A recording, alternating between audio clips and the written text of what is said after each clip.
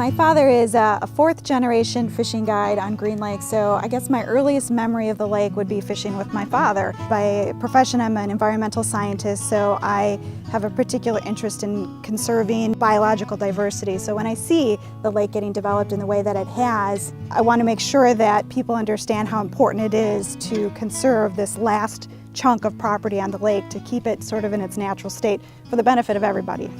So the Green Lake Conservancy was made aware of the fact that the Baptist Church had decided to go in a different direction with this property, and they were no longer interested in running a camp here, and they would be selling the property. Camp Grow has meant something to me and my family for a very long time. In 1972, I became a counselor at Camp Grow. Now that it may not be able to continue as a camp, I think it's so important for the state, for the county, for all of us as members of the Green Lake community to work hard to preserve it.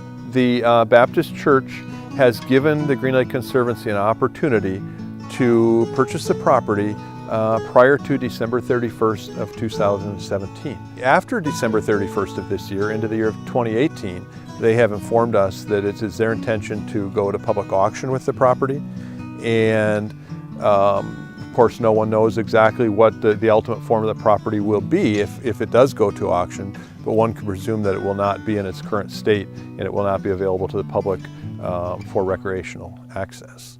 The county updated their land use document, and of that, 93% of the people want to maintain, and I'm going to paraphrase, nature land, natural land, preserve the green spaces we have. When we're taking and going out and getting pledges right now, and we're canvassing people, I think I'd have to say our feedback from people is very much the same. Probably 95% of the people want this to go through and become nature land. I've been coming here for 40 years, and over that time I've seen changes and improvements, and because with the sewer system coming in, it allowed people to do a little bit better homes, nicer homes, more bedrooms. I've seen that development. Also, the current trend I'm seeing is more people living here year-round. They're deciding that this is a place they want to retire. And I think the reason why they want to retire here is because it's quiet, it's natural, they can get outside and do things outdoors that offers them a terrific opportunity. People need that for their mental health, their physical health, even their spiritual outlook. They need that kind of connection with the natural world.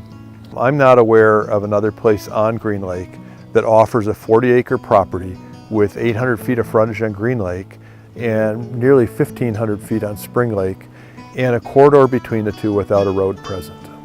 If this would turn into buildings, shoreline houses, you would not turn it into green space again.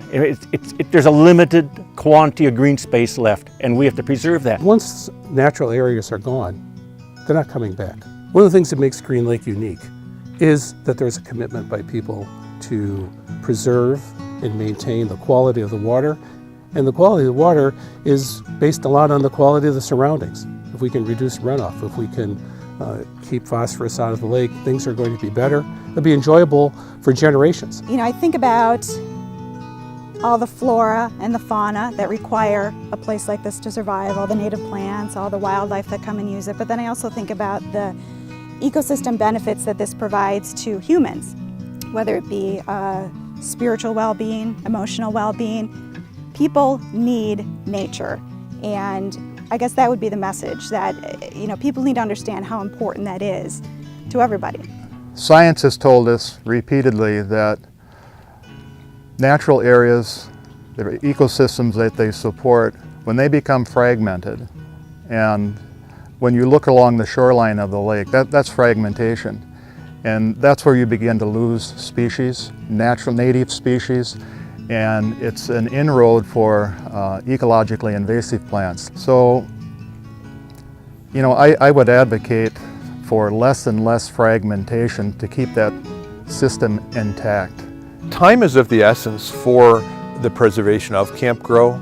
The Green Lake Conservancy has been given until December 31st to put together an offer.